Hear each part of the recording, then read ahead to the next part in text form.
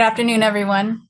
Welcome to the AI Infrastructure Challenge pitch event, brought to you by National Security Innovation Network and in partnership with NAVFAC and PEO II.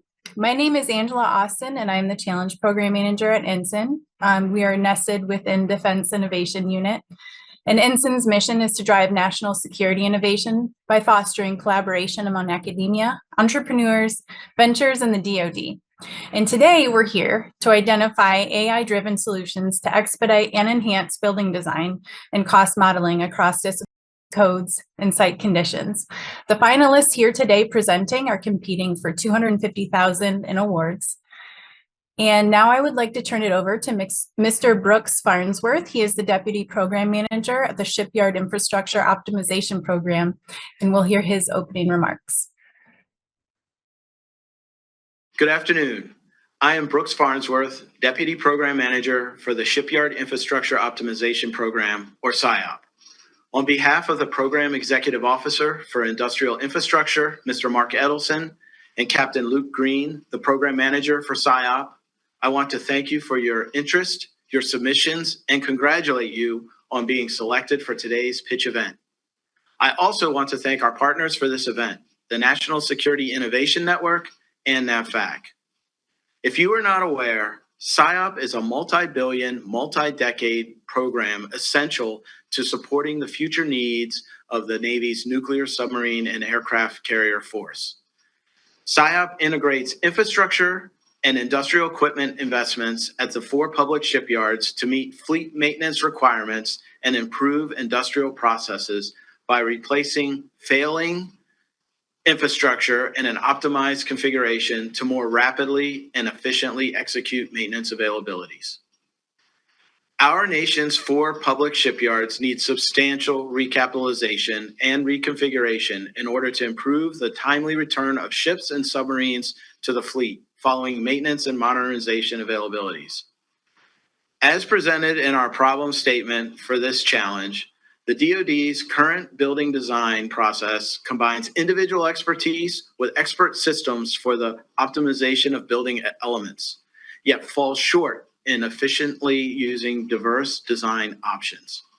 The desired solution aims to enable real-time adjustments across multiple disciplines: foundation, architecture, structural, mechanical, and electrical engineering, by considering factors like local codes, site conditions, and historical designs to expedite design exploration and help improve cost, schedule, and performance. Leveraging AI, this approach seeks to rapidly generate and evaluate multiple design options, allowing for iterative changes throughout development while ensuring compliance with relevant standards and regulations. As we optimize our 4 naval shipyards, we must also optimize our processes in planning and design. It is imperative that we think different to build better, and we need you. Thank you for your interest and submissions. The team looks forward to hearing your pitches, and again, congrats to all who are here today. Thank you. Now we will kick off our pitch presentations. The format will be 5 minutes of pitch, followed directly by 5 minutes of Q&A, which our judging panel will lead. And then from there, we will have 2 minutes of deliberations for the judges to go ahead and continue inputting their notes and things like that. And then we'll roll into the next pitch presentation. And to kick things off, we're going to hear from Hedril. So they will get going with our first pitch presentation. Hi, I'm Arjun Mazumdar, co-founder and CEO of Hedril, and today we're going to give you an overview of our submission for the AI Infrastructure Challenge. So for the presentation I'm going to use here, this is a little bit pared down from our original submission, encouraging the judges to go look at kind of the content that's provided in addition to the original proposal. But wanted to give a quick high level on what we're up to. So construction has a very critical bottleneck, one that's clearly very well understood by the people that wrote the proposal here, where at design, you have this moment of control. And that moment of control leads to pretty big impacts on cost, pretty big impacts on timeline. And the way that it's done today is outdated. The way that legacy engineering firms, legacy sort of multi-service contractors, design build firms do it is extremely dated. Not only are the methods dated themselves and the tasks extremely labor intensive, but the design tooling is the legacy technology. Firms like Autodesk and other providers that's are very inflexible and require, frankly, enough manual work to where you're not really getting the kind of value that modern tech is capable of providing us today. So that's Hedral's mission. What we do is we automate the design process at a high level for construction. There are a few different components of that. Our main focus, or initial focus, was purely structural engineering, and that was entirely focused on building a building that is actually buildable and having, again, significant impact on one of the biggest cost levers, as well as something that can bottleneck the greater design process. From there, we immediately started branching out. Right? We use structural engineering as a landing point, and then there's elements of AI and automation that we've built in to going from basically a plot of land, a land parcel, to detailed drawings and costing as quickly as humanly possible. For defense users, right, for the context of people that might be a little bit farther away from the core problem, the workflow is extremely complicated. It's highly iterative. You'll have multiple cycles of information being passed between one user in design to another user. Even within a single task like engineering, you end up having multiple personas who are working on building the coordination model from the ground up, doing the analysis, whether it's in spreadsheets, simulations, other physics modeling tools that are themselves also fairly dated. And basically what we're doing here is streamlining as much as humanly possible to a simple set of steps where you'll set a set of constraints. You're able to get a few different options pretty quickly for those constraints, both at a very high level architectural model. Like I always like to say, I can scan my cappuccino cup off the table and make that buildable, or you can have a few different sort of rapidly generated high level 3D models. And then the core of what we do is detailed design. This is a thing that's been dominated by effectively consulting firms, legacy AEs, for a long time, is where all the labor hours are, even if old tech tooling sort of focused more on facilitating those people performing those repetitive tasks. And so what we do is automate those repetitive tasks, come directly sort of to blows with the hours themselves. And then from there, what we're able to do is very, very rapidly generate options that are valid and basically get you enough fidelity to be able to cost the building, to be able to kind of adjust some options around, like the core location of a building, like openings, considerations for HVAC, all the different things that would happen as construction gets more and more detailed. And then, have basically at the end, something that you can actually go to market with, right, and submit to permitting. Finally, folks normally want to sort of understand a little bit more about the stack that we're working with. The way that we built this is a multi-service architecture. Everything runs off the cloud. It is highly secure. We're able to deploy specific and secure instances for government users. We get asked about that all the time. And we've been able to already gain a bunch of traction in both commercial, working on multifamily and industrial structures, as well as traction on the defense side. And have done a bunch of presentations just like this and product demos to show what our capabilities look like. Looks like it's a perfect fit for what the prompt is looking for, and happy to answer any questions in real time about what we're capable of doing. Thank you very much. Thank you. Now we'll turn it over to our judges to begin with their questions.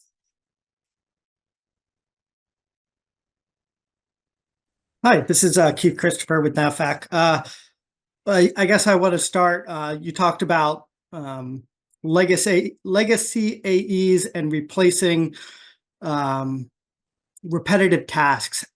How do you deal with the rapidly changing code criterias that come out, frequently requiring engineers and architects to have to more make judgment calls? Thank you.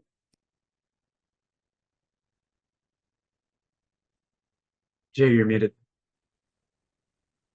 I can take that. The holy grail of designing a valid, constructible building has been to standardize the codes that are applicable at any and all sites. That is, the code compliance data is unstructured, and that's where we are heavily leveraging the advancements in AI to interpret those code data and then convert them to applicable rules that we can directly apply to our design generation.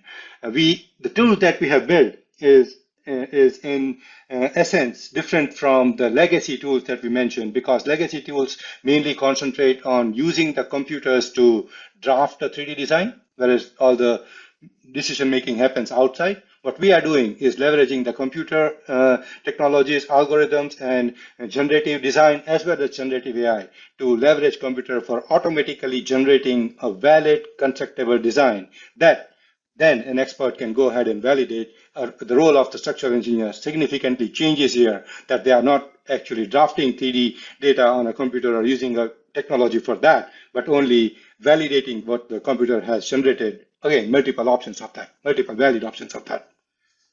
Usually we run, just to clarify for the judges, usually we run a product demo. So just to give you a little extra verbiage on top of what's in the pitch, what we're generating is these literal 3D fully detailed models, including berm girders, joists, braces, foundations, etc. And basically, Keith, what happens is the constraints that are set for that optimization are the codes, right? They're the codes and the local site settings. So if you're building a warehouse, let's say on a base in Hawaii, you have American Federal Concrete and Steel. You have basically local Hawaii codes, and then you have UFC, right? And those are three constraints that you then optimize against in what you're seeing here from the tech. Thanks for that. I think I'm up next. I was going to ask a very similar question about adaptable code compliance for different regions. That you covered that. Help me understand two more things. One, does your cost model service module does that constructed cost, or is that lifecycle maintenance cost? And because there's a bunch of different ways to look at the cost over time for facilities. Are you focused specifically on the construction cost, or is it that whole lifecycle piece? And the next piece you mentioned, the structural compliance, and you mentioned HVAC. Have you incorporated yet things like plumbing, electrical, et cetera, et cetera? Over. So right now we are already multi-trade into basically some of architecture and some of structural engineering, with considerations for MEP in basically duct creation, shafts, et cetera, right? So we've leaked into MEP, right? Usually what you'll see here is we'll start with one trade at a time. And our trade that we started with, our beachhead, was originally structural engineering, and now we've become multi-trade. So answer to your second question first question second. So the cost model is primarily focused on construction costs, lifecycle maintenance, and a few other elements of lifecycle, like for example, embodied carbon.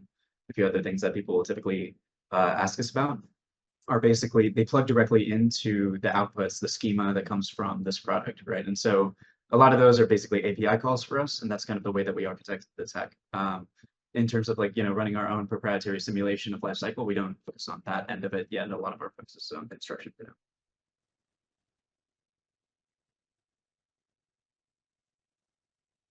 now. Okay.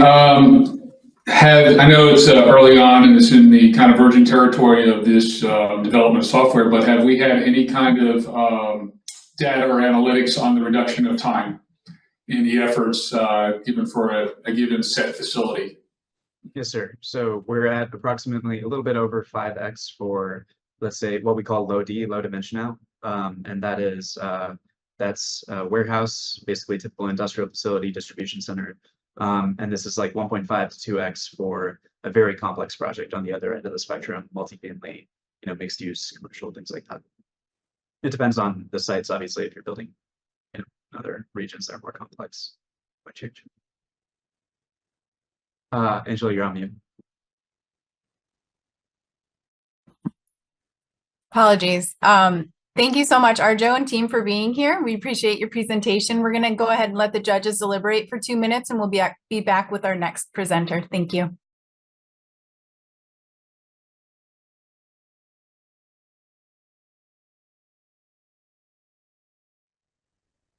Next up, we have Sloop. Hi, I'm James, the founder of Sloop. We have a reliability for AI platform that simply makes it better and easier to take a pile of messy data and turn it into structured information. In particular, we focus on AI for pro services and regulated use cases. That means things like construction, insurance, and finance, where they have archives coming in of large documents, PDFs, blueprints, long pages of leases and other things that need to be ripped apart that a human might spend days or weeks on in terms of parsing those documents and making sure everything's working properly. Now, of course, there's a ton of AI models out there. There are foundational models that are proprietary, such as OpenAI's or Anthropic's, and then there are open source ones such as Llama or Chameleon out of Meta. And so some can run local, some can run in the cloud. And where our tech slots in what we call hypertokens is you have a given model. We inject hypertokens into your incoming prompt. Those hypertokens are also able to enhance the output of the actual AI in terms of during its auto-regression and auto-regression process. And so the net outcome is we can take an AI from 40 or 50% success rate on a given task to 80, 90, and even 6.9 service level agreement level reliability. So how exactly does this magic work? So Sloop, of course, is after sailing ship, and what we're doing is really trying to vector the AI, right? So let's take a very simple task. We're going to get to blueprints in a second for AI. But let's take a very simple task, and that is write me an essay of 500 words, write me an essay of 200 words. Very simple, right? Here's some results. Now, this is out of the box GPT 3.5. If you were to go into ChatGPT, you could test this, and you could use GPT-4 and even 4.0. And the short version is that even GPT-4 might be over and under by 100 words on, say, a 500-word request. Use Sloop AI's layer of hypertokens, plus or minus a single word on that simple task. And that's consistent for any prompt, right? So what we're doing is taking some information theory. We created this thing called hypertokens, which we're working on patenting, and it immediately enhances any existing large language model, period, on any task. In this case, we're particularly focused on construction, and part of that is, frankly, our largest client, which is 4 figures monthly right now, is specifically on take these blueprints and turn them into specifications, timelines, and other materials associated with architect and general contractor workflows. And in particular, we like to, with any customer, we focus on what we call easy buttons. What are, if you're in Word and Excel, you're used to buttons, right? So we're creating easy buttons for them in their workflows. One of the first tasks is rip apart the blueprint and help us estimate the project. Then it's help us estimate the master format sections. Then it's group those assemblies so that they can focus on deeper details to make sure they're not missing anything, and so on. Each and every one of those is an individual prompt, leveraging our hyper tokens, which then, of course, boost that AI analysis. Now, without giving away all the secret sauce, the gist of it is the AI gets this type of input. Our hyper tokens make it this much longer. But the side effect is we go from what you saw, that 40% failure rate, to plus or minus a single word, but in this case, it's plus or minus a single spec. So that's consistent with all of our customers. And I just want to speak to our revenue, briefly. We have 1,000 a month coming in healthcare. We have 1,500 that's going to 2,500 a month in construction, and the rest of those are some pipeline exemplars. And we can speak to the AI market, if you will, very briefly. So the AI market, a lot of people like to say it's $1 trillion, it's $100 billion. It's some big number. We all know that. What we're going after is that very narrow slot called we can leverage everyone else's existing foundational model work. We can target these highly regulated use cases, and we can use our patent, our nearly patent pending proprietary hypertokens to substantially enhance those outcomes. We've been on this journey since 2021. We started audio and video. We kind of morphed around for a while everybody else tried to figure out, well, how can they, as an early stage startup, tackle AI? And we eventually settled then on what we're doing with reliability. I'm the CEO. I'm actually based in New York. We have we have part of the teams in Omaha, and then the rest is frankly around the United States. Start making your AI more reliable, and in particular in construction. Again, I'm James, the founder of Sloop. Learn more at sloop.ai. And thanks again for the opportunity to pitch NSIN. Thank you. Now we will begin with our questions from the judges.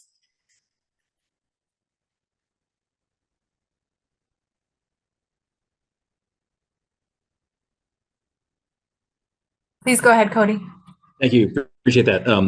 Hey, thanks for the great brief. Help me understand. So the example you showed, I just want to validate that I understand that application study. So I understand this is a hypertoken layer applied to a large language model, but what I think you showed was feeding it a set of line drawing type blueprints for a facility and saying, you know, AI large language model, generate me cost to build specifications off this, timelines, you know, construction workflows. Did I get that right? That you could feed it an image type file and get it to generate textual output with intelligence behind its you know, the background for that? Yes. Yeah. Hi, Cody. I'm James. Bob's on the call. He's a biz dev guy in construction. And then actually the client partner who's working with us on this project is Dave. He's also on here. And yes, your assumption and interpretation is correct. We're able to feed text, image, audio into the AI. And then what happens is two things. There's two places the hypertokens come into play. One is that we actually directly modify the input. And the reason, keeping it simple, is the AI can't count very well, frankly. It loses track of this word's here, that word's there, this part of the image is here, that part of the image is there. And so the hypertokens up front help the AI on the input side of things. Then there's a set of, there's a piece of information given to the model in that process that enables the model to generate additional hypertokens during its output, so that it can also keep positional and other semantic tagging correct throughout the entire process. That's true for inference, embedding, and fine-tuning. An excellent question. Can I ask a follow-up question on that? Because this is pretty unique and interesting. When you're feeding it these drawings and you're outputting specs, how does it, I assume you've built a master database somewhere of specifications. So if you throw in an HVAC drawing with a bunch of ductwork or piping or anything like that, how does it know or really to go, oh, I need copper for that piping and I need 10 gauge steel for that ductwork, et cetera, et cetera? Yep. I'll speak to this, and I think Dave, who's the CEO of Conspectus and our client partner on this project, and Bob as well. I am not a construction expert. I've worked heavy industry, mostly logistics in the past. And so what we're able to do is essentially the following. The models, especially the OpenAI models at this stage, and including some of the open source models, have some understanding of blueprints out of the box, just like a lot of things. One of the things that we're able to do is essentially feed multi-resolution images in. And so we ran into this, frankly, during the pilot. If you're at this level of zoom, it's just like the person, right? If your screen's only this big, you can't see that fine detail in the blueprint. The AI has that same problem. So one of the techniques is simply we have multiple passes, just like most image processing AI things that work, where we have multi-resolution. The other is that we are able to leverage a couple of different aspects of training data. I'm only beginning to, frankly, do this piece, which is Dave's company's been around for 20 plus years. They've got a lot of historical blueprints. They also have a lot of historical specifications. And importantly, what's been particularly beneficial is Conspectus's process is such that they have the history of how the spec changed over the course of the blueprints. So we're actually even able to see as the humans corrected the process and or as they negotiated with the architect. And so we're able to feed that data in and sort of go, and that can be either on the prompting side of things and or, and we're just now getting to this piece as well, the actual fine tuning of the models with, hey, this is a staircase of this type, this is a staircase of that type.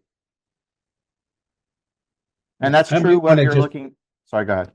I'm sorry, James. I might want to just add that, you know, what we're trying to do is have AI help us with what we are currently doing manually to be able to check the drawings and be able to identify those things that require specifications and what those specifications may be. Yeah, and the piece that I would add to sort of complement that is, you know, the Navy has various concerns. So I was active duty myself. I was an intel analyst looking at images manually. So I'd done the blueprint version of imagery, similarly painful.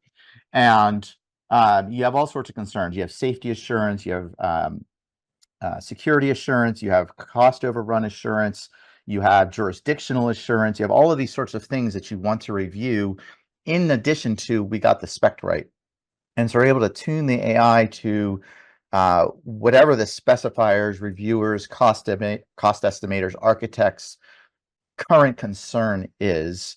In some cases, out of the box is sufficient with the hypertokens. In other cases, we do have to inject historical data.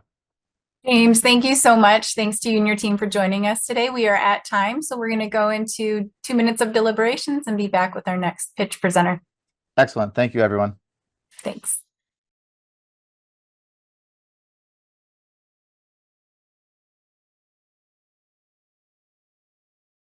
And next, we will hear from Bucephalus.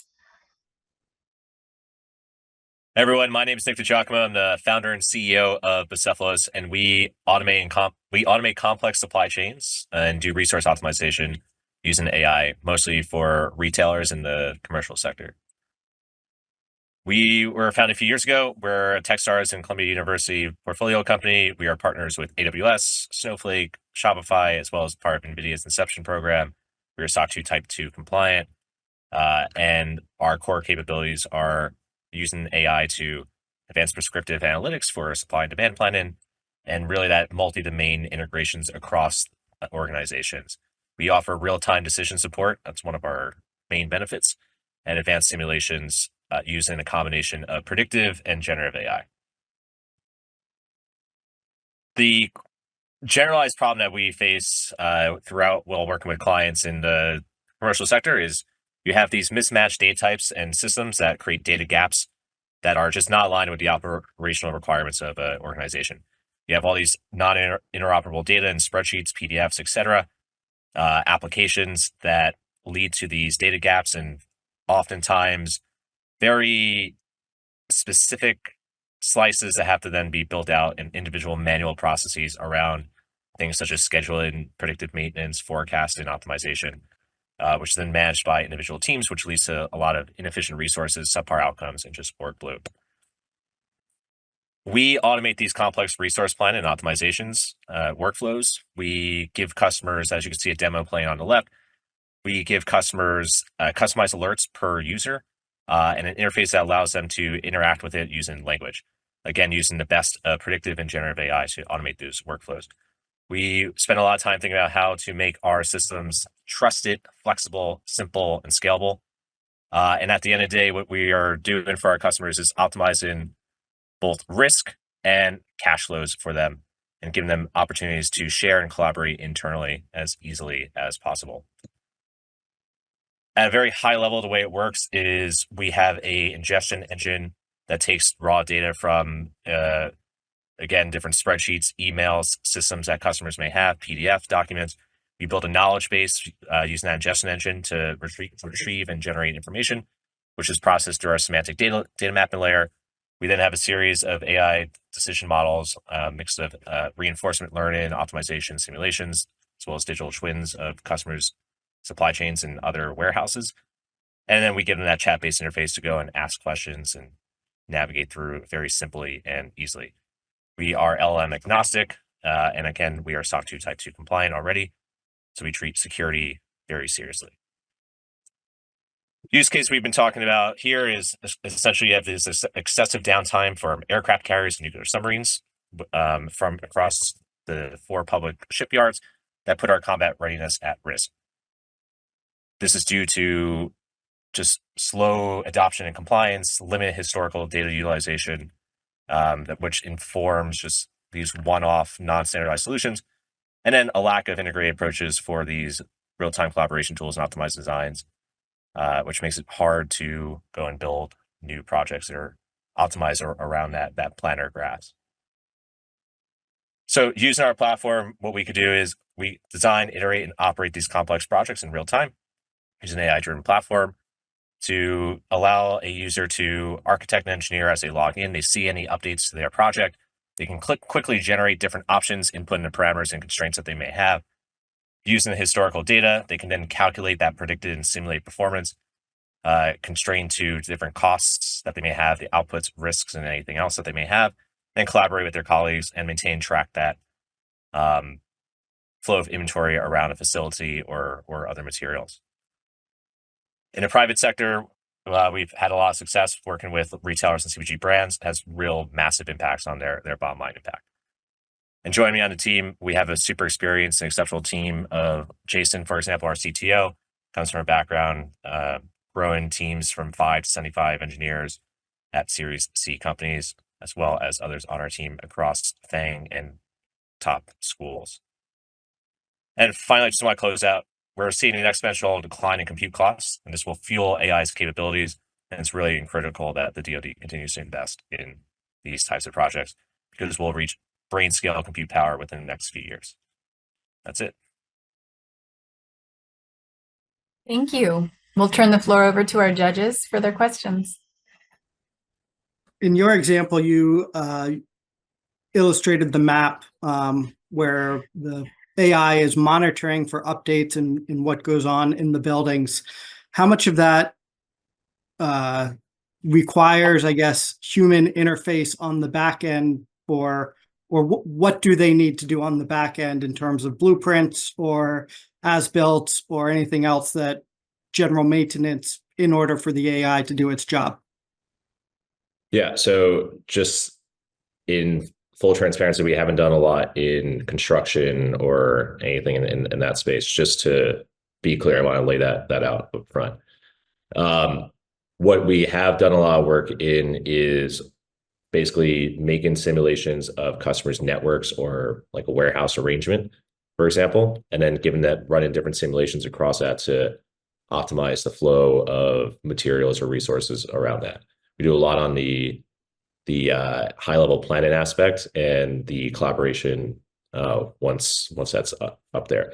So generally what we do is we tap into, first, it works by sucking in data from different resources, their ERPs, their databases, PDFs, everything else, local codes or anything else that may need to be done.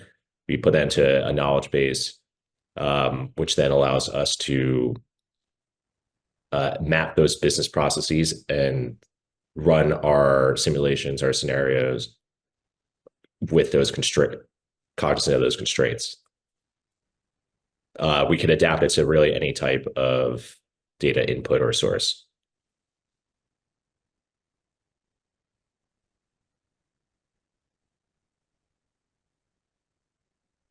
So then as one of the outputs, let's say you suck in a bunch of ERP data and PDF, blueprints, plans, delivery schedules, et cetera, could you then say, hey, AI, design me an optimal, shipyard facility layout to, minimize risk, minimize, logistics flow cost, whatever, like what would that output?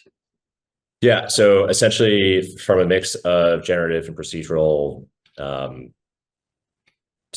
scenarios or simulations, we can go through checking through we generate a bunch of maps. We check it for any types of conflicts or maximizing some other objective function, which in our cases tend to be, in the retail world, tends to be a mix of your fixed costs and setup times and everything else, your cash flows essentially. So in the case of this, it could be maximizing your maintenance and repair times and making sure that downtime is as minimal as possible, so that if you're thinking of where a certain workflow or piece of a shop is within a broader building or around a shipyard itself, you could run those simulations and get that back in real time. You're able to interface with the platform. We keep track of the state as you're interfacing with it using language, so that you can put in those flexible adjustments like, hey, what happens if we remove this building or remove this node? How's the network going to adapt to that new change?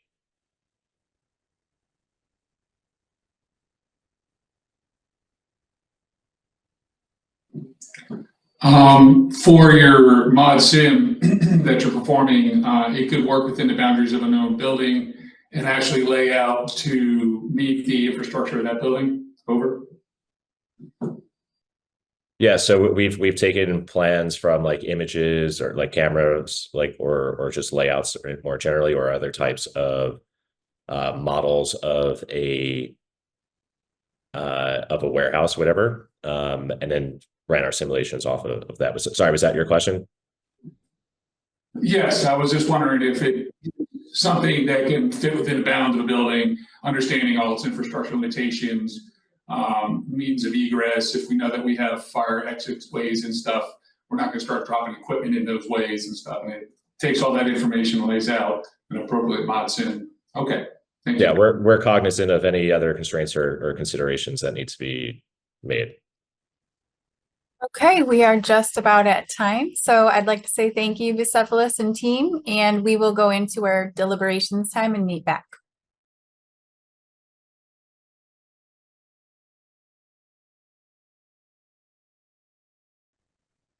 And now we will hear from AI Crete.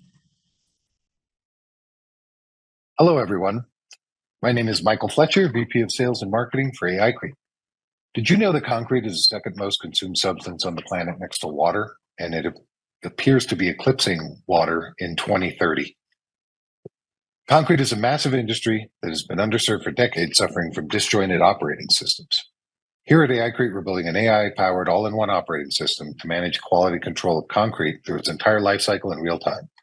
This platform also gives superpowers to the quality control personnel to enable them to significantly accelerate the discovery and development of the most cost-effective, durable, and environmentally friendly concrete mixes. At AI Crete, we've assembled a world-class team of AI experts. We are backed by the likes of Clear Ventures, Volo Earth, Cortical Ventures, and CRH Ventures. We've had rapid traction, achieving 1.1 million in ARR in 2023. We have 12 foundational customers that make up 10% of the market. And our average savings is $3.07 a cubic yard, with a 4 to 18% reduction and an average of 42 pounds of CO2 reduction. AI Crete is deployed and we're able to deliver with over 200 concrete plants throughout the country. Now, I mentioned the customers, and they are sprinkled out throughout the country. We are supported by any number of other customers with a pipeline of up to 20% of the concrete industry. So this is a rapidly deployable system anywhere the DoD is potentially operating. Now, our team is headed up by Farham Aghdassi, our founder and CEO, supported by a team of world-class talent in both the software, artificial intelligence, computer vision space, and sales and the concrete industry as well. Now, the reason for AI Crete is that the industry is at a crossroads. It is not a very profitable industry. It is an enormous emitter of CO2 because of the scale. It is responsible for 8 to 10% of the global CO2 emissions. And there are other issues around supply chain, labor, and technology. And AI Crete is meant to address all of these by addressing the profitability, CO2 reduction, but also using AI Crete OS as a central nervous system to really leverage all the data generated to drive improvement. Now, our system fundamentally takes in the material characteristics of the input ingredients, so aggregate, sand, cement, water, and runs tens of thousands of combinations through our AI algorithms to generate new mix designs. We then ultimately see how that concrete performs in the field and have a continuous feedback loop to continue to optimize and generate high-performing concrete. Just to share one example, with one mix alone, we were able to generate $4.36 of savings with an average reduction of 16% of CO2 and 10,000 tons of CO2 reduction. Our cumulative results are 38 projects, 5.2 million in savings, $3.07 average, and 37,000 tons of CO2 reduction for those customers you saw earlier. Now, for the DoD, what we would propose is identifying a pilot project, taking some baseline mixes for optimization. AI Crete would then characterize those raw materials and the plastic properties of the baseline concrete to generate new lower carbon mixes for the DoD. The DoD does an enormous amount of concrete, and the potential for savings both for the DoD and taxpayers are enormous.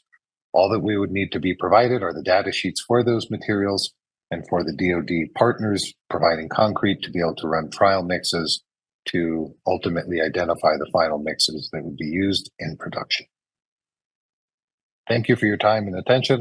If you have any questions, please don't hesitate to ask. Thank you. We'll turn it over to our judges. Slender, do you find those type of reductions for specialty type concrete, such as marine concrete? Yeah, it's for all kinds of concrete, residential, commercial. It doesn't matter what the application is. It works on all kinds of concrete. Along the same line, are you limited in what you're able to use this tool for in terms of, compressive strength or slump or anything else like that? Or is it limited in the specifications that it can meet? Yeah, so the AI basically optimizes for three main objectives and a set of constraints. Those three objectives are strength, slump, and air content.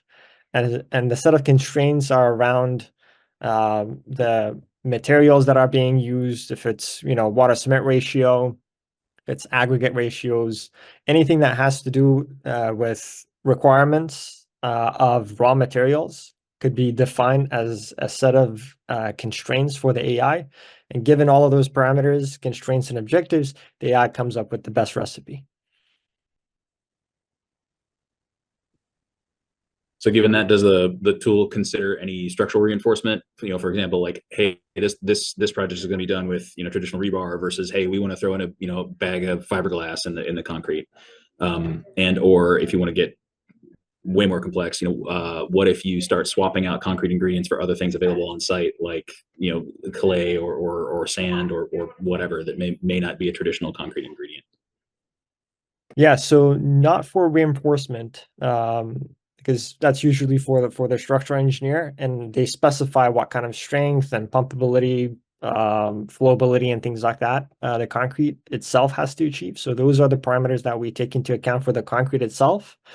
In terms of new ingredients, since our AI is able to understand the physical and chemical properties of the raw ingredients, if there are, for example, supplementary cementitious or new cementitious materials or new aggregates, we just need to do the characterizations to understand the palette of materials, and the AI, understanding what materials it's dealing with, still able to generate viable mix designs.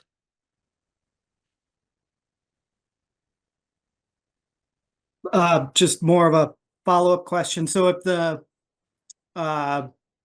pilot program goes well, can you talk about what next steps would be in terms of implementing that on potentially some major foundation type pours or anything like that you guys would be following? I can take that part, Ham. So essentially, we generally work directly with a concrete producer. So it would be about connecting the dots on the project team. And essentially, once you have the proof of concept, getting a customer, if you don't have one in that market, to participate. And we can provide software directly to the customers to do this work supported by us, or we can do everything for them. We have various business models for that. But as you saw, we have plenty of customers doing this today and putting those mixes into production.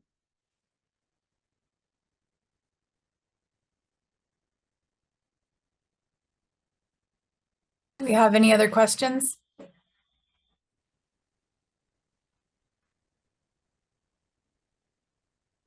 I got one. In terms of the feedback cycle of data, right? I imagine there's some test and evaluation that has to go on for, hey, mix was designed, mix was poured. What's the typical timeline in terms of the testing required? Do you have to wait, full 28 days? So the AI process, we do probably 3 cycles of different AI on the ingredients to arrive at our final set of mixes that we then take to lab and truck trial with customers.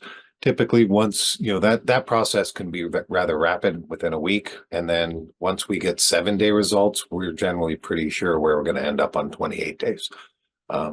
So that's essentially how our customers generally start trialing mixes and trucks at 7-day results from the AI. Okay, great. Thank you. We are at time. So we're going to go ahead and go into our deliberations, and we will be back with our next presenter. Thank you so much, AI Crete. Thank you.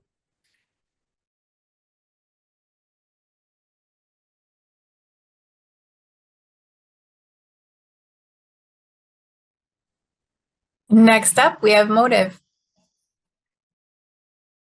Hello, I'm Scott Pollock, and in my over 30 years of working with the military, a constant frustration has been the difficulty in quickly finding useful data. Inconsistent, outdated, sometimes even wrong information often turns out to be at the root of many problematic situations. We all know that military environments are complex and that solving siloed issues without due consideration for repercussions in other areas is a problem. Proving is likely to cause unintended, usually negative consequences to performance and resilience as they are to improve design, cost, or operations. In the world of complex systems, there's a famous saying, premature optimization is the root of all evil. We need to optimize, but it has to start not only from an accurate understanding of current conditions, but in ways that also provide future flexibility in an age of ever-evolving threats. We owe our naval leaders better information from which they can evaluate and prioritize projects within limited resources. Inconsistencies in how records are kept, who makes what rules, what restrictions apply where, and what has worked when and where, has gotten in the way of better projects. Consistently compliant, resilient, cost and energy efficient facilities would be a lot easier with a single source of reliable, simple to access, easy to update data. Hi, I'm James Cloninger, CEO of Motif Corporation. We brought Artifacts AI, Motif, and SR Planning together to tackle the Navy's most pressing infrastructure challenges. Each company brings unique strengths. Motif's innovation consultancy expertise, SR Planning's strategic capital planning experience, and Artifacts AI's advanced AI solutions. Together, we are addressing critical issues like inconsistent processes, lack of comprehensive data, and the need for resilient, cost-effective designs. Our integrated approach combines AI and GIS to create dynamic, user-friendly platform, ensuring continuous improvement and optimal decision-making for the Navy's facilities and complexes. This collaboration exemplifies how leveraging diverse expertise can drive transformative solutions for national security. I'm Russ Wilcox, founder of Artifacts AI. In my years of developing AI solutions for complex challenges, I've seen firsthand how the right technology can transform seemingly insurmountable problems into opportunities for innovation. The challenges Scott described aren't just inconveniences. They're critical roadblocks to the Navy's ability to adapt and respond to evolving threats. Our solution tackles these head-on, turning fragmented data into a powerful tool for informed decision-making. Imagine a system that doesn't just store information, but understands it. Our AI becomes a tireless analyst, sifting through vast amounts of data, from NAVFAC design standards to local building codes, creating a single reliable source of truth. No more conflicting information, no more outdated regulations hiding in forgotten file cabinets. At the heart of our solution is Artie, our AI-powered design assistant. Artie doesn't just follow the rules, it understands the why behind them.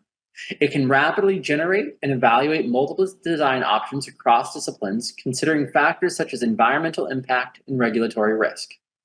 Our system brings together this information and this hidden data to life. Using advanced GIS tools, we map out regulatory constraints and site-specific conditions, giving Navy planners an intuitive, visual understanding of each project's unique landscape. It's like having a dynamic, intelligent map that reveals hidden opportunities and potential pitfalls. We've also tackled an often overlooked aspect of military construction, community impact. By analyzing local data and historical patterns, we can forecast potential community reactions, helping the Navy align its projects with local needs and avoid costly conflicts. Well, remember Scott's warning about premature optimization? Our system addresses this by continually learning from past projects, anticipating potential issues, and suggesting solutions that balance immediate needs with long-term flexibility.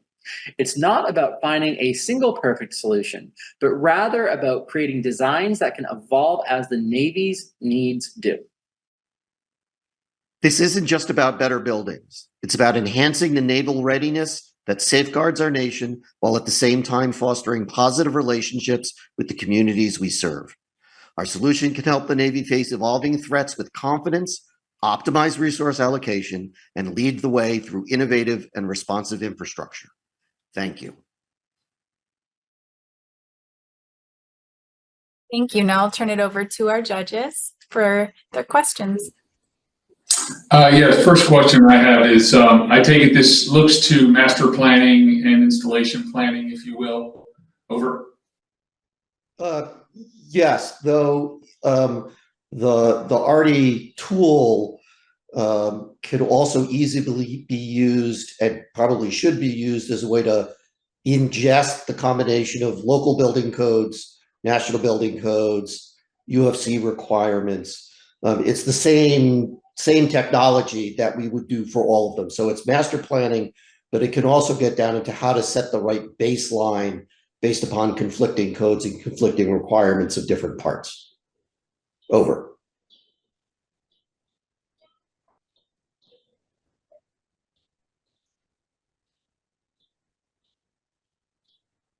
How does a user interact with the tool? Is it a chat textual interface, or is it some other specialized interface? Over. Yeah, 100%. So we have a dashboard solution that can be tailored to the U.S. Navy's needs, wherein we ingest a variety of hyperlocal data sources ranging from public sentiment from public records to building codes.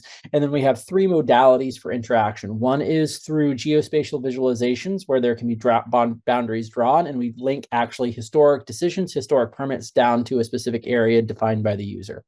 The second is improved semantic search, where we utilize novel machine learning techniques on top of large language models to identify specific cases within precedent, to link that to your current project and risks surrounding that around either building permit risk, building code risk, or community risk due to engagement.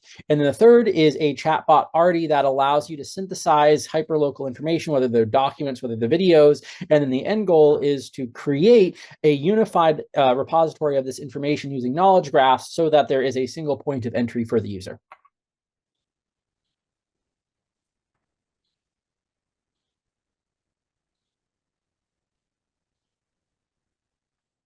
Do we have any other questions from the judges?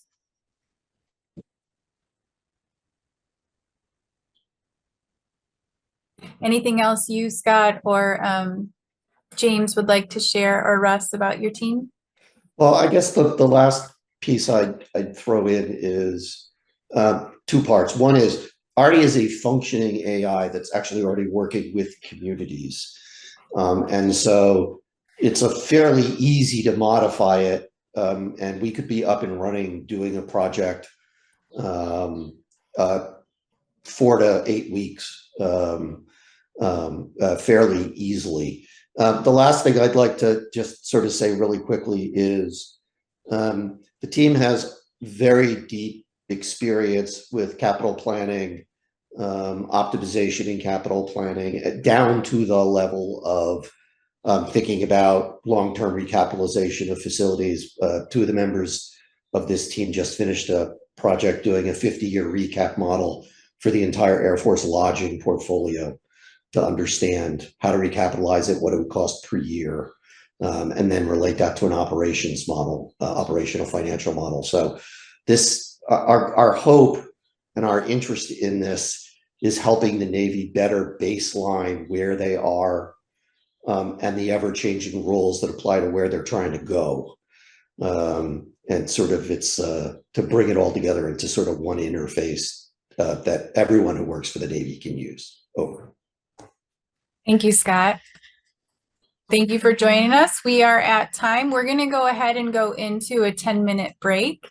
So we will meet back at 2:21. And go ahead and feel free to grab a bite to eat or something to drink. We'll see you back. Thank you.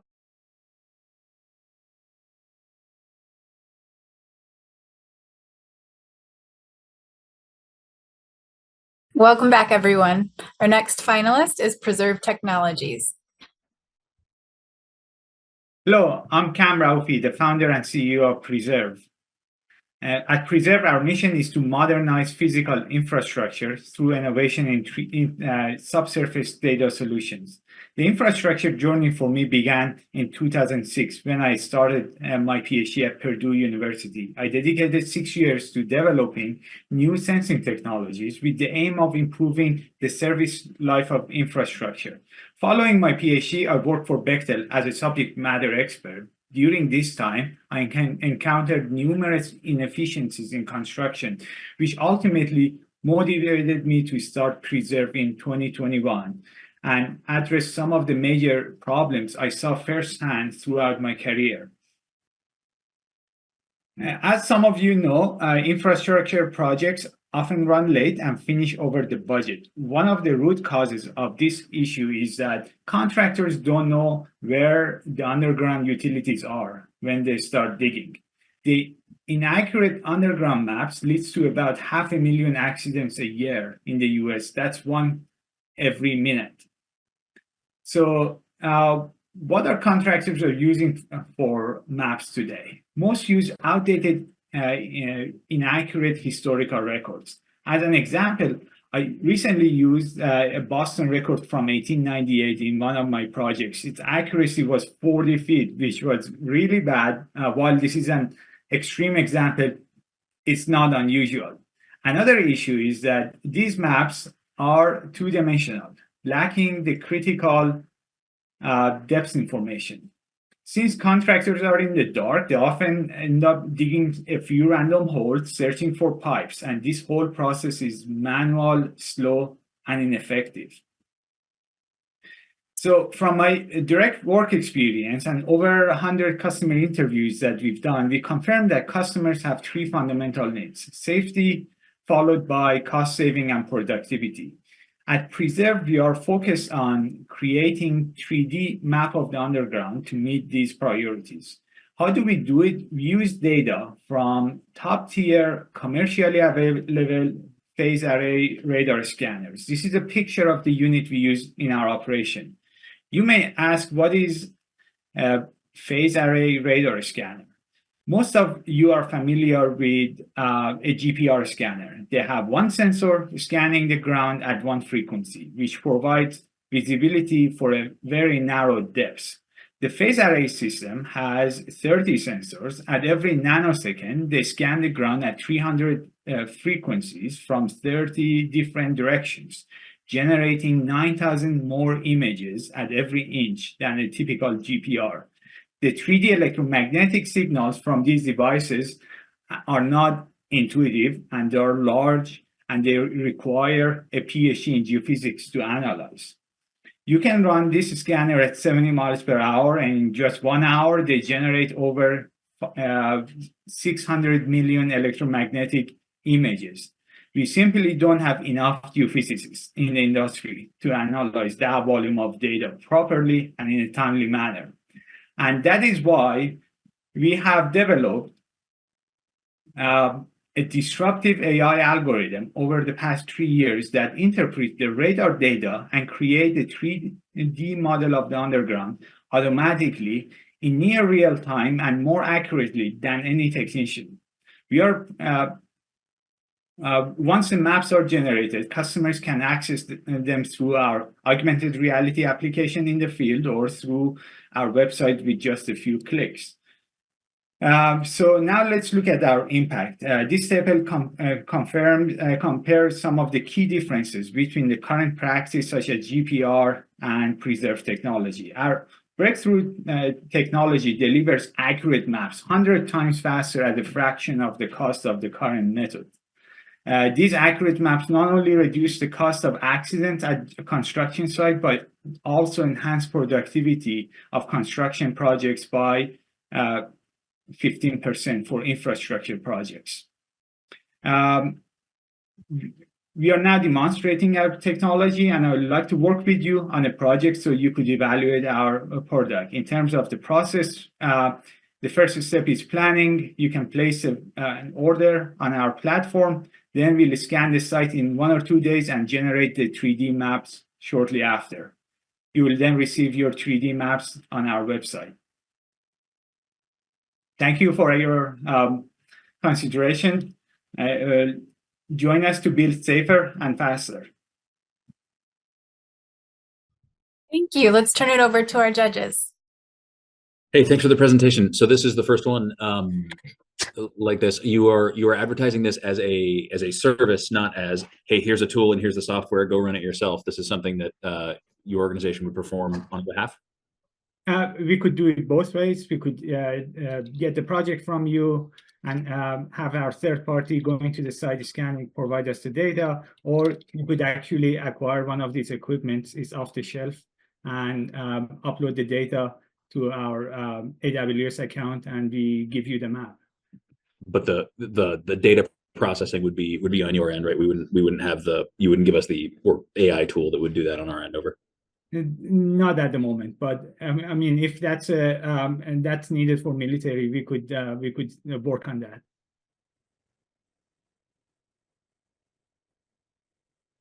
Have you ever actually calculated the time savings associated with this ability technology versus, the traditional GPR that I would say is very prevalent on our current installations? It's by far, I think this is a lot more quicker. I think within an hour, for example, we mapped 1 acre of a college campus in 4 hours. If you wanted to do it at 1 inch basically resolution, if you wanted to do it with GPR, I think you would have been there for a few weeks for the minimum. And the end result would be not at 1 inch resolution, it would be at 2 feet resolution. So a lot of our installations date back well over 100 years, and we pretty much have every type of material that you can think of in the ground. Are there any limitations to what your scanner part can actually pick up, and your AI is able to actually determine what it is and create the underground image? Sure. There are two limitations to this technology. One is we can't see below the water. So if there is a surface puddle, not just the wet surface puddle, or if there is a groundwater, we can't go below that. The other limitation is that we can't see small objects. Let's say if you have a 5-inch pipe buried at 25 feet deep, I would say we probably can't see that. But other than that, any materials, yeah, I haven't seen any limitation of that. We can actually see concrete, clay, PVC, yeah, anything that is underground. In addition to traditional way of looking at GPR data, electromagnetic data, we are looking at different dimensions of the data, not only looking at the peak amplitude that most conveniently is used by the technicians. We are actually looking at close to 80% of the signal to extract the insights that we are looking for. And that allows us to see a lot more in 3D. Following on that, does the system actually identify what the materials are? We are working on that. Not at the moment. We can see metallic and non-metallic at the moment, but I think that's in the works. We are also looking at not only pipelines, also if there is any leakage out of the pipes, and also we could do the subsurface structural inspection of structures. So suppose you have a pavement or you have other type of structures that have been damaged or been in service for a long time, we could actually provide you with the 3D images of all the defects, including cracks, cavities, delamination, and to help you decide on maintenance actions. Thank you so much. We are just about at time, and I want to say thank you for being here and joining us today. We're going to go into our deliberations period and meet back with our next presenter. Thank you. Thank you, everyone.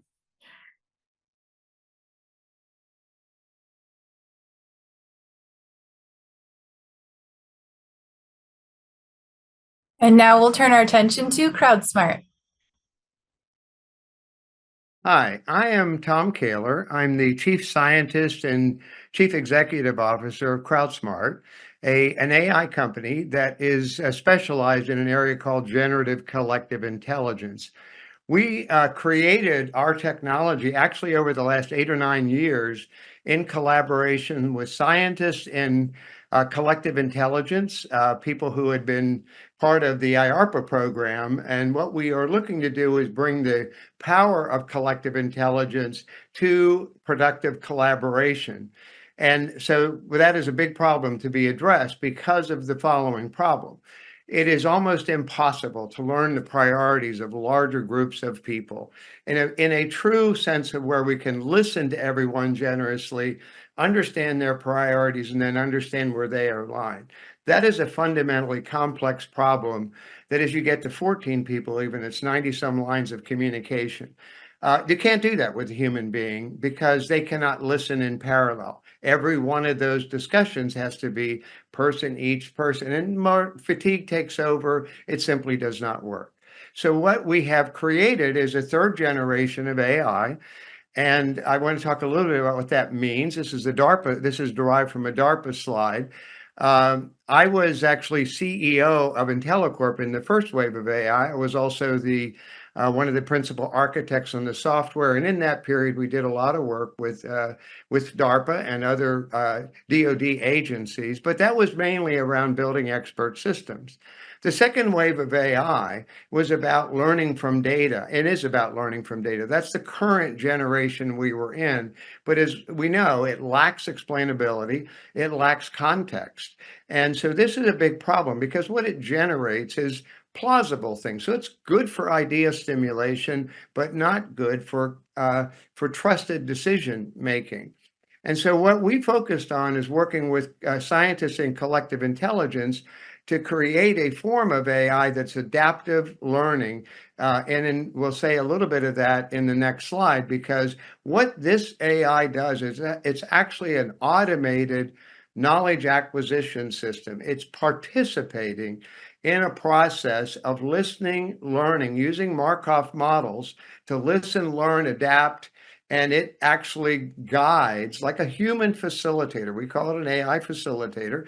It's like a human facilitator, except it can listen to 1,000 people simultaneously and learn their priorities. This essentially breaks the back of the Brooks Law communication problem. And so this technology has been tested. It's been tested in an area of investment prediction, a variety of other areas.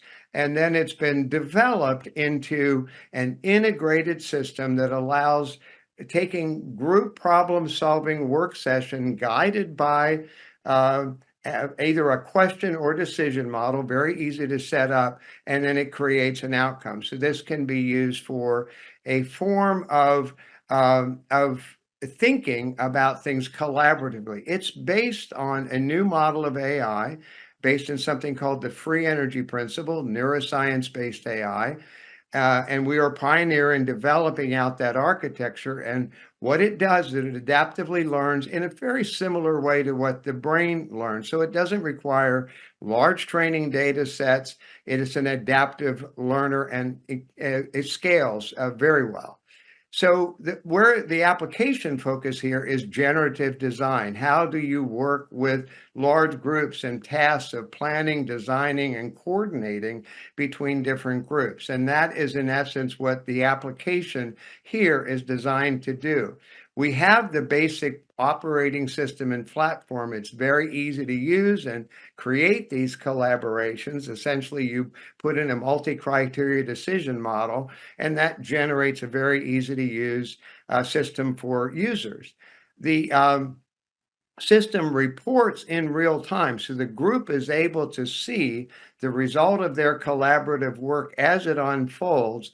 And there is a very easy interface that uses language modeling technology to query and ask questions as the engagement is proceeding. The team behind this is an experienced team in both AI and software development. Danny Chai, for example, was head of the Facebook group's team. We look forward to working with you on this. Thank you very much. Turn the floor over to our judges.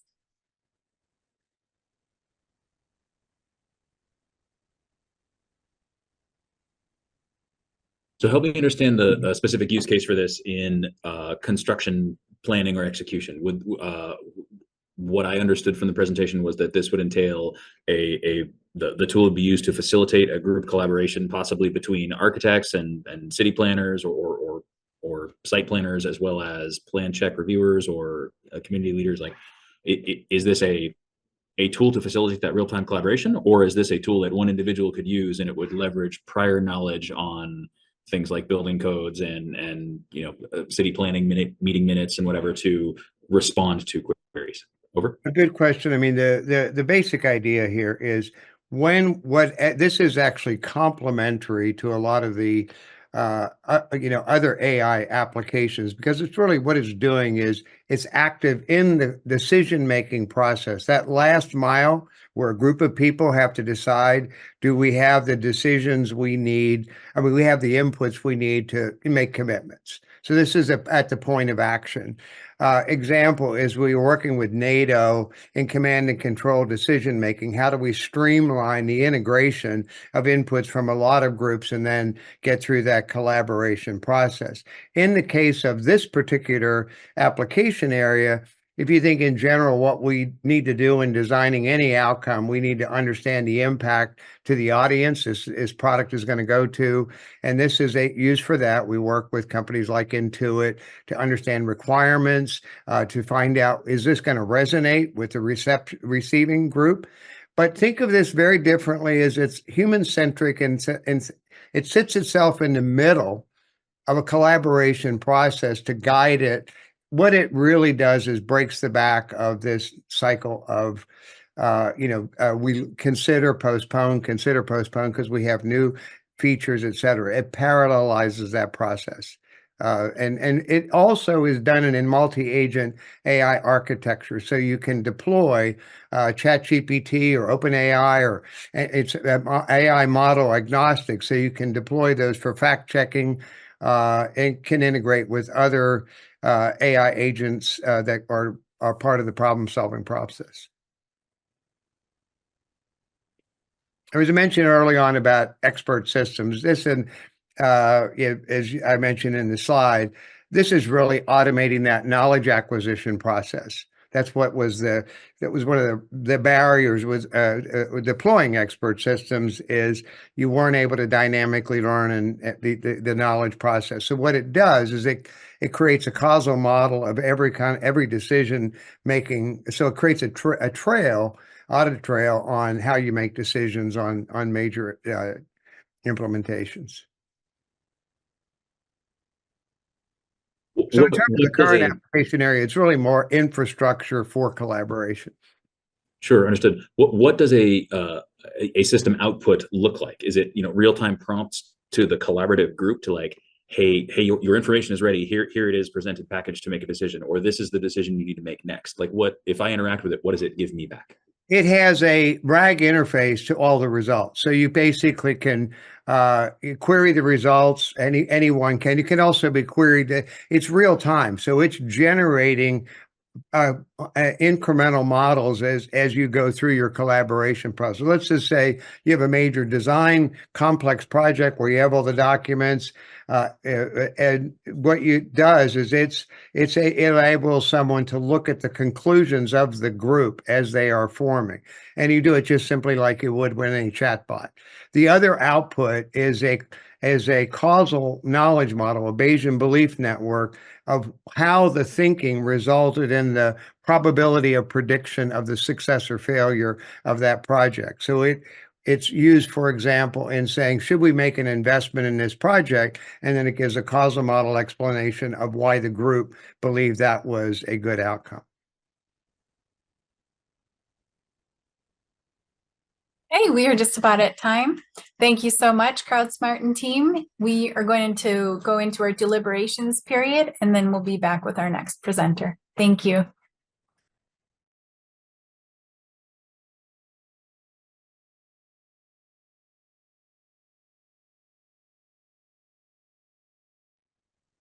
Next up, we have Conductor AI. Hi, I'm Eric Schwartz, the COO of Conductor AI.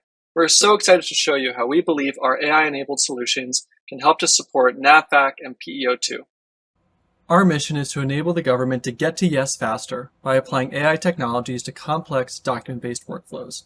We're currently on contract with the Air Force to help with foreign disclosure, senior leader briefings, and with CDAO to help identify vulnerabilities related to bias in open source large language models.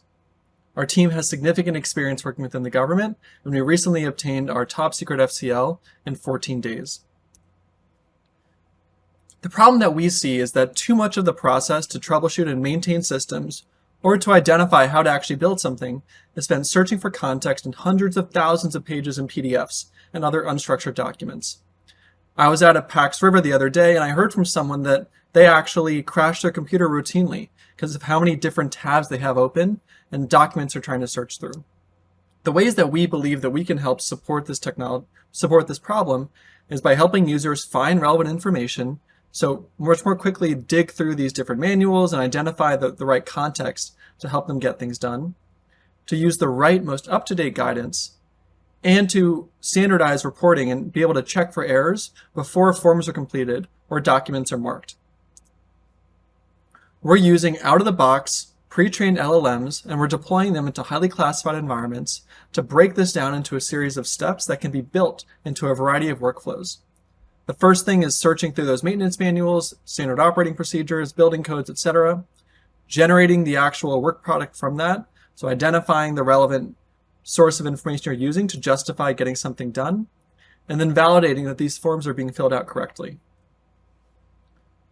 We're able to help users not just keyword search, so instead of doing FA-18 or F/A-18, we're actually able to allow them to search using natural language and pull back the document page and portion that relates to their specific guidance.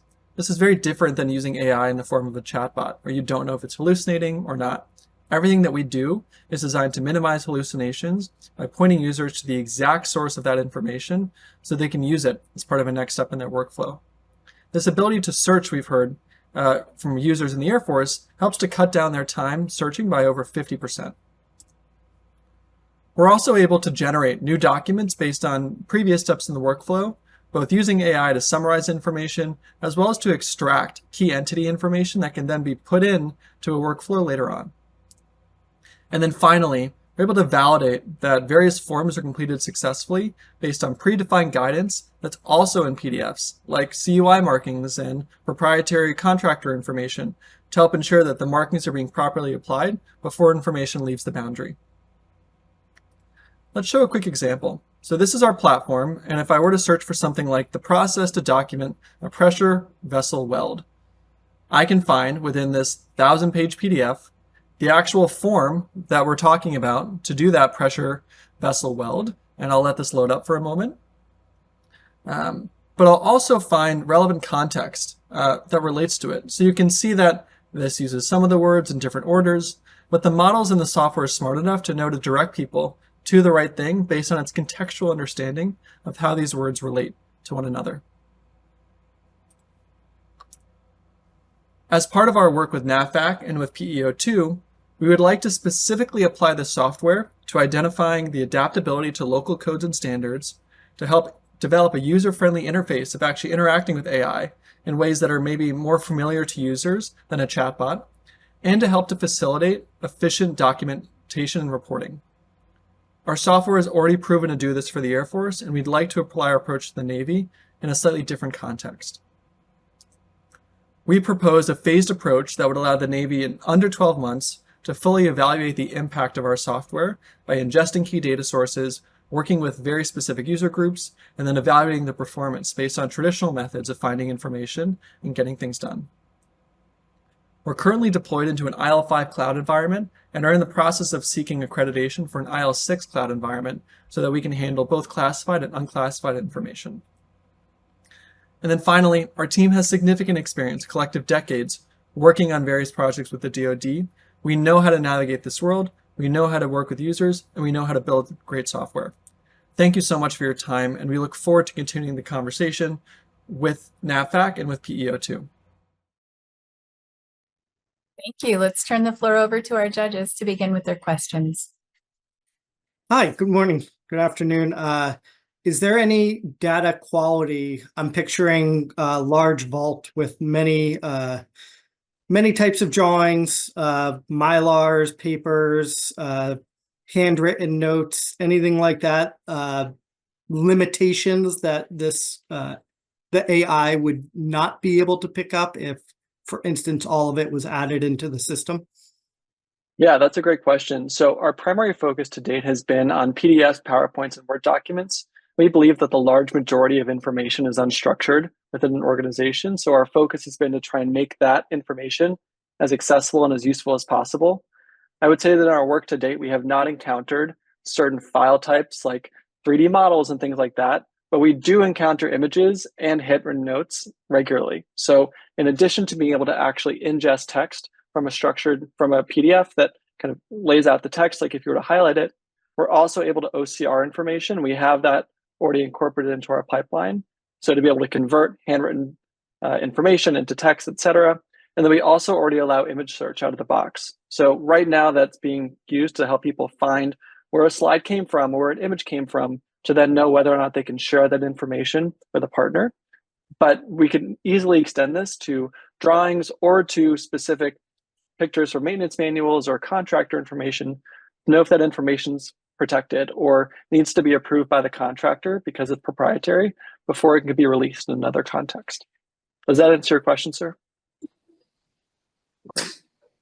Could you go over the difficulties, if there were any, on how to access government data, websites, platforms? Yeah, absolutely, sir. So the main thing is that what we found is really it just comes down to will. These systems are designed to keep data within these closed environments, and one example of that is Microsoft. It is very, very challenging within the DoD to actually be able to set up an API connection to something like SharePoint. But if there's a documented need, and if there's extensible APIs that we can work with, it's very easy for us to then incorporate that information into these systems. We found that that's much more of a process problem than it is a technical problem in terms of actually ingesting data. In the short term, what we've done to get around that is very easily enable bulk upload of information from various files and folders. But in the long term, we'd ideally like to actually get this set up to connect with established DoD systems, and our APIs and our data formats are all leveraging kind of standard non-proprietary formats so that we're easily able to interconnect with these systems.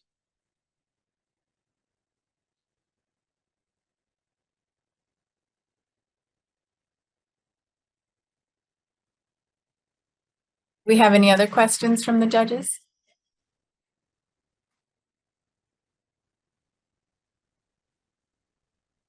Stunned silence. Love it. Anything else you want to share, Eric? No, just thank you all very much for your time, and we hope you have a great holiday weekend. Great. Thank you so much.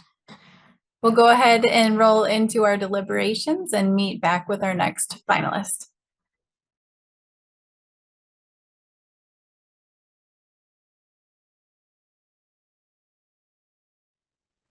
Next up, we have our final presenter, Runwise. Hello, my name is Lee Hoffman. I am the co-founder and president of Runwise. To give you a little background on the company, I come from a heavy product and technology background. I have been writing software since I was a teenager, and this is my 6th company. My co-founder, Jeff, comes from the real estate management side. And really the company started because for about a decade, Jeff was managing properties throughout New York City, about 150 buildings, and noticed just by paying energy bills that one building would be using 70, 80, 90% more energy per square foot. And it didn't make sense to him why this was happening. When he did a back of the envelope calculation, what he realized was that if all the buildings had just run as energy efficiently as the top 25%, they would have saved somewhere around $5 to $6 million a year. So this was an eye-opening moment for Jeff, and he came to me and we started digging in to try to figure out why this was the case. And what we figured out is that the vast majority of buildings, not only in New York, but around the country, are running on control technology that really hasn't fundamentally changed since the 1960s and 70s. Most controls, including in brand new construction, number one, the software is hard-coded on it, so it never gets smarter. Your iPhone, your Android phone get updates all the time, gets smarter constantly. Number two, they're running what's known as an outdoor reset algorithm, which is essentially just a hard-coded table of the number of minutes to run at different temperatures outside. Number three, they have no sensors inside to know what's actually happening. And number four, they're not connected to the internet. So this system is wildly inefficient and results in a ton of extra cost and extra carbon emissions. And so Jeff's initial hypothesis was that to replace this infrastructure at scale in 12 million buildings, we really had to not only make something that was substantially better in delivering energy reduction results, but also was incredibly cost effective to install so that the entire cost of the system could be paid back, not in years, but in months. And that is exactly what we did. We built a wireless computer and sensor network that, instead of taking weeks with people on ladders running wires across a building, can be installed often in 1 day or less. We then use indoor sensors throughout the building with this wireless control to effectively run the central systems much more intelligently and cut a ton of energy usage. The net result is the average building in Runwise's portfolio will see something like a 20 to 25% reduction in energy usage simply by using smarter software and sensors in the building. The best part of all of this, though, is that not only are buildings saving a ton of energy, but they're getting a lot of other stuff for free out of it. For example, they're getting the ability to detect issues in real time. They're getting the ability to make the building more comfortable. They're preventing catastrophic problems from arising, and they're giving everybody in the organization complete visibility and control of the system. The net result here is a system that will ultimately pay for itself in just a handful of months on average and delivers a ton of benefits for that completely for free. And so this secret sauce has really incentivized owners at scale to then deploy this technology. And that's exactly what's happened. Runwise is now installed in over 7,500 buildings. We do tons of the biggest owners in the world, including hundreds of Related, Rudin, Blackstone, Equity Residential, and tons of municipalities. We do the MTA, LIRR, NJT throughout New York City. And ultimately, the goal here is really to use technology and algorithms, AI, to run systems in buildings much more effectively using software and sensors. And that's exactly what we've done. We started with really heating controls, and over the last couple of years, we've expanded this to a variety of other services. So last year we launched water control. We find all of the running toilets immediately. This year we're going to be launching cooling and electric and demand response. The net result is a smart platform that uses AI to control buildings much more effectively, and it does it in a way with transparent and visible results in tens of thousands of buildings around the country. If you look at this on a more macro level, almost every major city, about 30 to 40% of carbon emissions are coming from how buildings operate. So if you really want to transform how cities and the government operates its buildings, you have to start by addressing how buildings operate. And really what Runwise has done is just figure out the secret sauce that makes that not only economically, but product-wise viable for every building in the country, including the governments. Thank you very much. Thanks. I'll turn it over to our judges. Yeah, I probably have a couple questions. Can you talk about scalability? I know I saw I saw your little package like boiler down there. A lot of our installations obviously have much more robust heating plants, superheated steam, things like that. And then frequently we'll also have little minute HVAC type boilers. And is it scalable through the whole, I guess, range of potentials? So we're in about 7,500 buildings today. The only thing we really don't do is buildings that don't have central systems or buildings that are like 1 or 2 family homes. Anything that's of a decent size, I'd say in residential, the equivalent of 10 units or more. In commercial, you might say something around 15,000 square feet or greater. In government, something equivalent. As long as there are central systems and it's of that size, we almost certainly can work with the systems. And the goal is really just to use technology to control those systems more effectively. And in most cases, they're just not being controlled effectively. They're running on a variation of a control from the 1960s or 70s. And there are a lot of reasons why, but just generally very, very inefficient. Follow-up question would be, how is this different from like a digital twin, which I know a bunch of other installations have used? I think that what has really differentiated what we've done is a lot of companies have come up with the idea of like install a control, somehow use sensors or software to make it better. What we've really done is we sort of vertically integrated, and we didn't do that because we wanted to build hardware. In fact, the last thing I wanted to do in the world was build hardware. It is much harder than building software. The reason we did it is because the cost and time to install virtually every other control in the market makes it almost prohibitive for most buildings in the country to actually use this type of technology.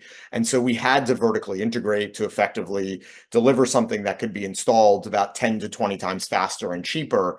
And that lower cost and time to install with a 20 to 30% reduction in energy is what allows us to achieve the payback in, on average about 5 months. And that's really how we've been able to get the private sector to do it. For the government, it's even better because you're essentially, making it very cost easy for any agency to implement it, because you can see a return on investment and positive ROI in the budget within the year. So you can put it into the budget and you'll know by the end of the year, it's going to have a positive accretive impact.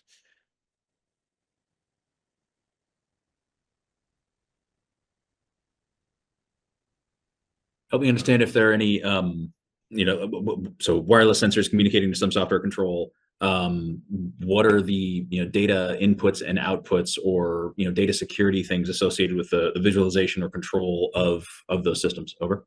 Yeah, so two different questions there.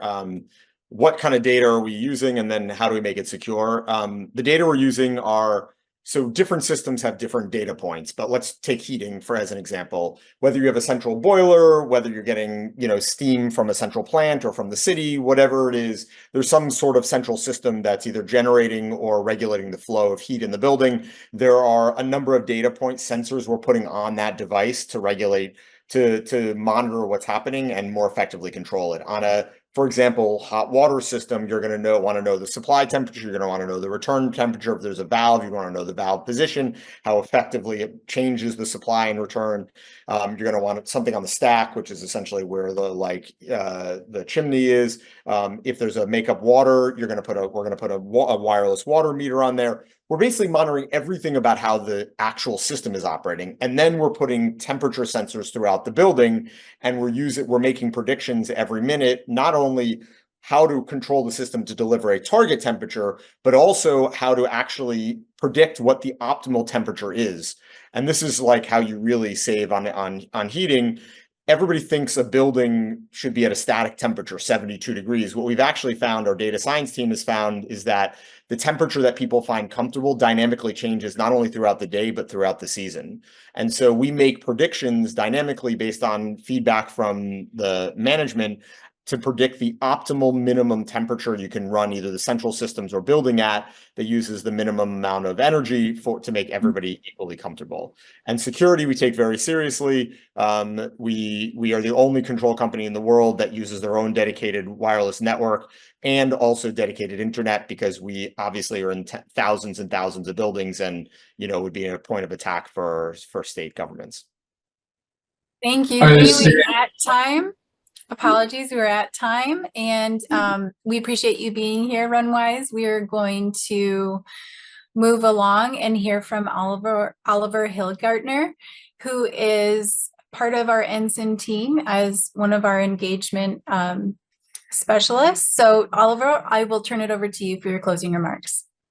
Thank you so much, Angela. So Hey, my name's Oliver Hillgartner. I just want to introduce myself real quick. I'm the Virginia Regional Engagement Principal for the National Security and Innovation Network, and was a part of the original team that engaged PEO Industrial Infrastructure on this effort. So I just want to offer some thoughts as we develop this project out. First, I really want to start with some thank yous. PEO Industrial Infrastructure, PMO 555, thank you so much for the collaboration and time that we spent leading up to this event. Judges and panelists, your expertise and time today, and also the NSIN Challenge team for putting together such a great event. Lastly, I'd like to thank the participants, and I'd like to provide a little perspective on the significance of today's event. It's more than just a technology and construction discussion, and from a broad perspective, it highlights not only the collaborative nature across government and private sector that is necessary to accomplish our national goals, but the fact that commercial innovation is an instrument to American national power. And currently we are at an inflection point in our nation's continual evolution, where an emphasis to integrating innovation in the way we do business needs to happen in order to stay relevant. So I'm going to thank you again, participants. If you're here at this event, you're supporting an evolution that contributes not only to the security of the United States, but it plays a small part in the sustainability and longevity of our societal standing around the globe. So to me, that makes you all willing patriots, and I thank you for that. Ship maintenance support is a major strategic asset to any nation, and the way we construct and optimize our process contributes directly to that. And PMO 555 has a monumental task to wrangle this project, coordinate across so many entities entrenched in historical cultural significance. The sector is so steeped in tradition that for a lot of the workers in the ship maintenance industry, it's a family trade passed down from generation to generation, dating back to the birth of our nation. So from the start, shipyards have always been a significant cross-section of both our society and our government. And so I'm here located in Norfolk. And so I just wanted to throw a couple of historical facts that represent some local flavor of just one of these 4 shipyards we're talking about, the opportunity of supporting today. So Norfolk Naval Shipyard has seen every evolution of the United States as we've continually learned lessons on how to apply our shared values to strengthen our society. It actually began as a commercial enterprise called Goss Point Shipyard during the colonial era to a British loyalist. It was burned down during the Revolution after the Commonwealth of Virginia began to use it. Then it became our nation's first operational dry dock in 1833. It was burned down yet again, requiring construction and optimization. And at the height of World War II, grew to 43,000 employed personnel and repaired over 6,800 naval vessels. It evolved to meet the nation's needs again at the advent of the nuclear fleet. And today we're at another inflection point where we realize what we have been doing, it needs to be better moving forward. And so today we're having a conversation about how to team up with the Defense Department with the needed technology, leveraging today's AI for optimization of the construction of our strategic assets. So I just wanted to let that sit with you guys. I really appreciate your contribution to this. And I see you all as, willing patriots, partners, participants. Thank you so much. Just leave you with that, and I'll send it back to Angela. Thank you, Oliver. And thanks again, everyone, for the finalists who put in all the time and effort to present today and put together their pitch decks and everything. Thank you to our mission partner team and our subject matter experts participating as judges on the line today. Thanks so much for your help. Before we conclude, I wanted to direct you and encourage you to go over to the expo hall. So on your viewing screen, if you're part of the live watching the broadcast, you'll see a button there where you can click on the expo hall, and there you'll be able to engage and learn more about our finalists who are here today. So please check that out if you have a few minutes, and I hope you all enjoy the rest of your afternoon. Thanks so much.